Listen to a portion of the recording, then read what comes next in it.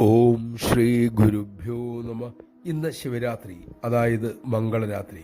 നമ്മളുടെ രാപകലുകൾ അമംഗളമാക്കുന്നത് മനസ്സാണ്. മനസ്സ് നിയന്ത്രിക്കുക ബഹുകഠിനവും. ഇന്നത്തെ ദിവസം മനസ്സിന്റെ ദേവതയായ ചന്ദ്രന്റെ ഒരു കലയൊഴിച്ച് ബാക്കിയെല്ലാം ക്ഷീണിതമാണ്.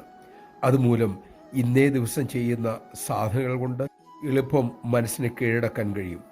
മനോജയം എളുപ്പമാകുമെന്ന് സാരം. കൃഷ്ണപക്ഷത്തിലെ ചതുർദശി നാളിൽ ഇങ്ങനെയാണ് എന്നും, പക്ഷെ ഇന്നത്തേത് കൂടുതൽ പ്രത്യേകതകൾ ഉള്ളതാണ്.